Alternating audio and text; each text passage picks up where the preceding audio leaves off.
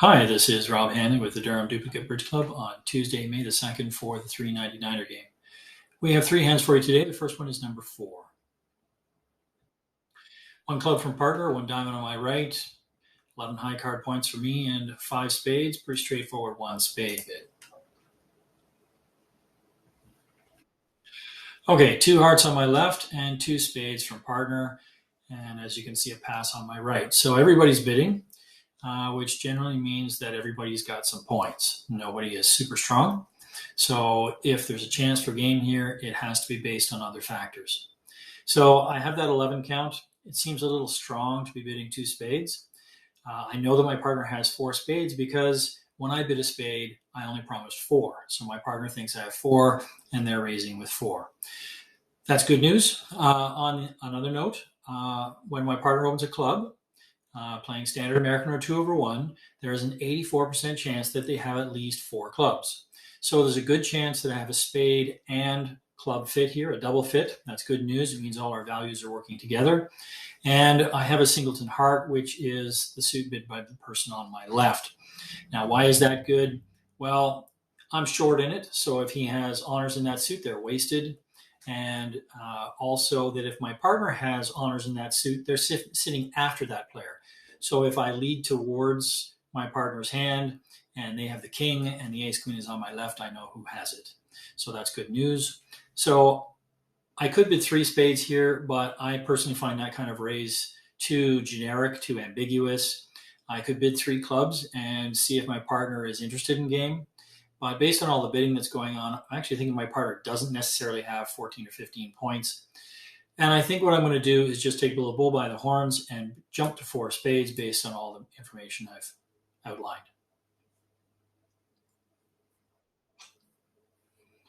Okay, so they've led their partner's overcalled suit, and I'm missing the queen of spades. That's one potential loser, one heart loser, one club loser, and no diamond losers once I rough that 2 of diamonds in the dummy.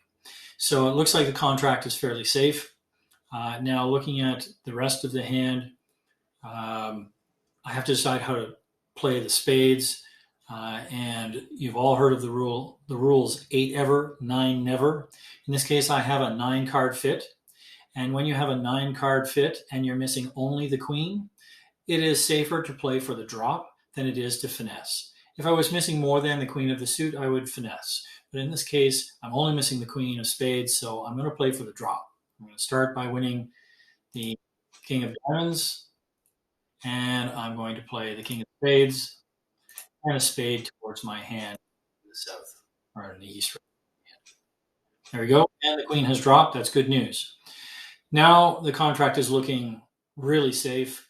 I can always rough that 8 of diamonds in the dummy. So I'm just going to play it straight up, and I'm just going to play a club towards the queen in the dummy. There's the aces popped up. That's good news. Back comes a diamond. Again, that works for me. We'll take that. Cash this one. And there's nothing I can do. I'm going to lose a heart no matter what happens. So I will just give it to them. And the rest are going to be mine. I can rough a heart back to my hand.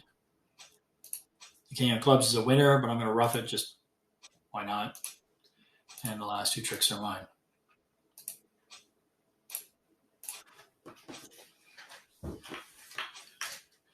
So I actually managed to take 11 tricks.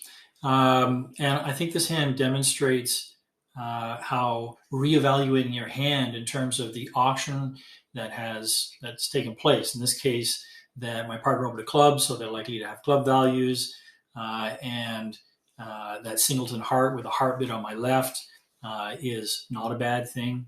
And we found a hard to find 4 spade bid. All right, let's move on to the next hand. This one is number 6.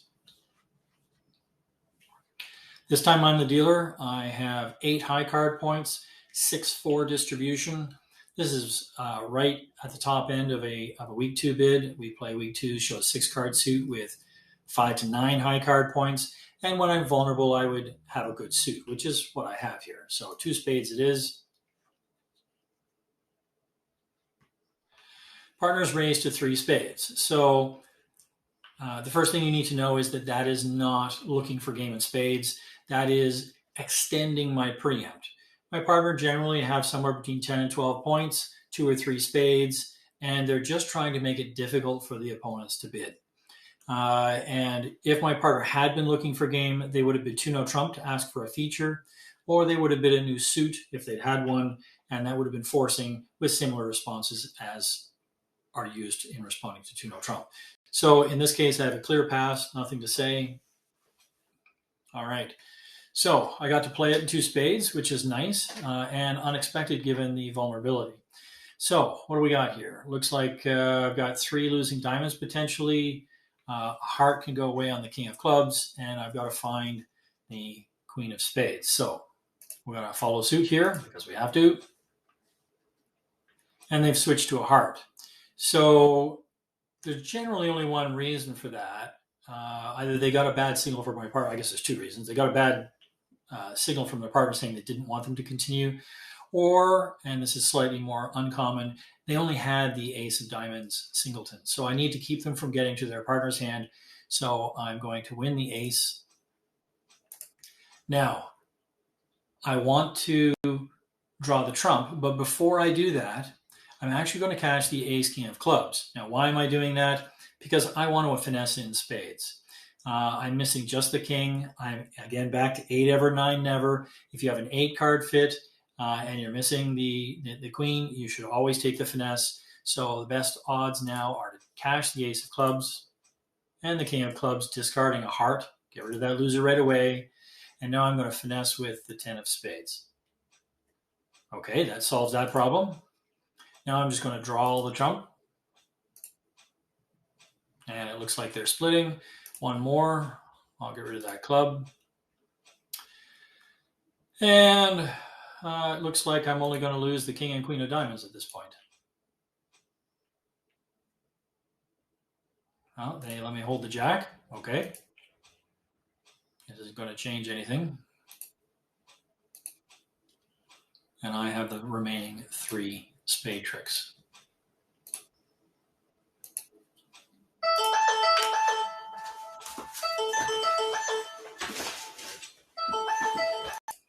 All right, we're back. Sorry, I had to take that emergency phone call. Everything's fine. All right, so I'm just going to win the next trick, and now I've taken 10 tricks. So I actually managed to make 4 spades, but in truth, I don't think it's possible to bid 4 spades reasonably. We got kind of lucky here. We had to find the queen of spades, and initially they weren't able to take their 3 diamonds off the top, which gave me all kinds of timing and actually gave me another trick with the diamond. So it's all good in the end, and I'm still happy with being in 3 spades. All right, we're going to change directions while we for the next hand. Thanks. Hi, we're back with the final hand, number 17. So I'm the dealer. I have 13 high card points, 5-4 in the majors. Pretty clear 1 spade opening. 2 hearts on my left, and partner has cubed 3 hearts. So if my partner jumped to 3 spades, that would be a preemptive raise.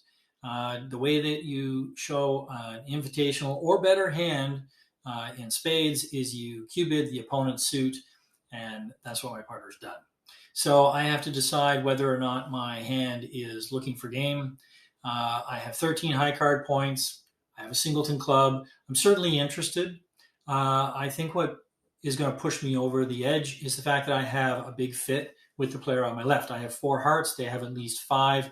That means partner's short, and that the robot on my left is unlikely to be able to run a bunch of hearts at me. If I had 3 hearts, I'd be a little more leery. And certainly if I had no singleton, I don't think I'd be going anywhere. So 4 spades it is.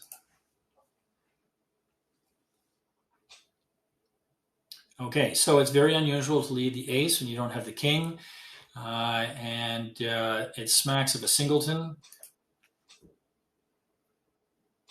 Oh, they're cashing out all their winners. That's always bad. And now they're playing a diamond. Okay, so they've now made my life very easy. So I'm going to start by winning the queen of diamonds, high card from the short side. and I'm going to draw a couple of rounds of trump. And let's see how I'm in a 9-card fit. And I'll play another one over here. There you go. The trump have split 2-2. I have 2 trump in the dummy that I can ruff the hearts with, and I can pitch a losing heart on the king of clubs. So I'm going to start by playing a diamond over here to the ace. I'm going to ruff a heart, cash the king of clubs, and ruff another one back to my hand, and the rest are mine.